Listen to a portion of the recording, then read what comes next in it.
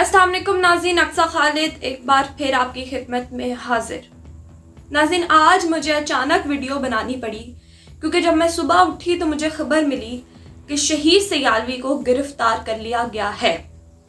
और गिरफ्तार ऐसे भी नहीं कि वो कहीं बाहर थे तो उन्हें पुलिस पकड़ कर ले गई, बल्कि बाकायदा तौर पर पीठ के ऊपर वार करते हुए घर छापा मारा और उनके घर वालों के सामने हथकड़ियां पहनाकर ले गए।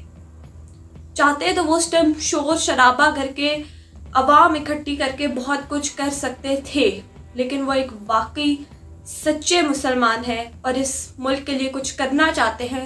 चुपचाप उठकर रवाना हो गए। नाज़रीन, ये खबर जब तक मुझ तक पहुंची तो मुझे लगा कि ये बहुत ज़रूरी है बताना कि लास्ट जुम्मा या रिसेंट जुम्मा हम कह लें, वज़ीर खान मस्जिद में गुजारा शहीद सयालवी ने और वहाँ पर उन्होंने जुम्मातुल मुबारक पढ़ा। अब उसका मकसद क्या था कि उससे 2-3 दिन पहले फवाद चौधरी साहब 2 मलंगों को लेकर वहाँ पर बाकायदा तौर पर नाच रहे थे, ढोल ढमक्का हो रहा था, जिसे रोकने के लिए उसके जवाब के तहत शहीद सयालवी ने वहाँ जाकर एक मुसलमान होने के नाते सिर्फ जुम्मातुल मुबारक पढ़ा।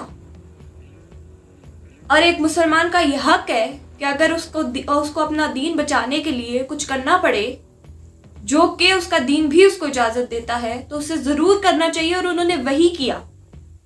लेकिन आ गई हमारी पर्सनल एफिलिएशंस कि वहां पर एक कुर्सी वाला बैठकर नाच रहा था और यहाँ पर एक आम शख्स, एक वो इंसान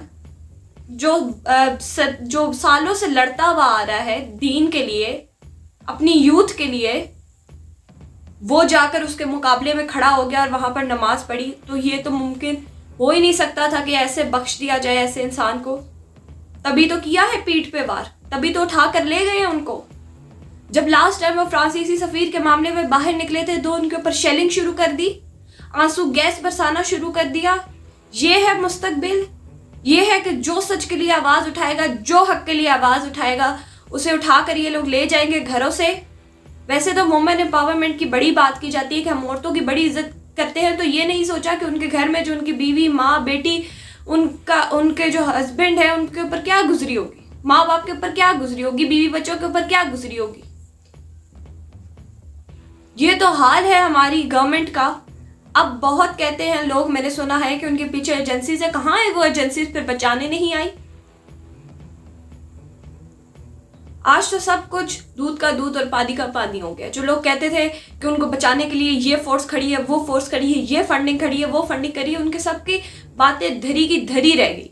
लेकिन वीडियो बनाने का मकसद ये है कि बहुत सारे लोग इस चीज़ की जानकारी रखते हैं कि आपने उनकी पीठ पर वार किया है और उनको घर से उठा कर ले गए हैं, उन्हें बेघर करने की कोशिश की है। तो ये मत सोचे, ये मत बिल्कुल सोचे कि हम खामोश रहेंगे और कोई एक्शन नहीं लिया जाएगा।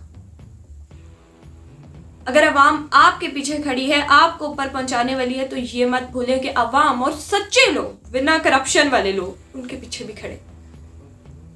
और ये मैसेज है कि फिलफौर रिहा किया जाए, और सिर्फ रिहा नहीं किया जाए, हम हर दफ़ा मैसेज देते हैं, बल्कि एक्सेप्ट किया जाए कि उन्होंने गलती की है और आज के बाद ये रिटर्न फॉर्म में लिख के दें, वो इस तरह की गलतियां दोबारा नहीं दोहराएंगे।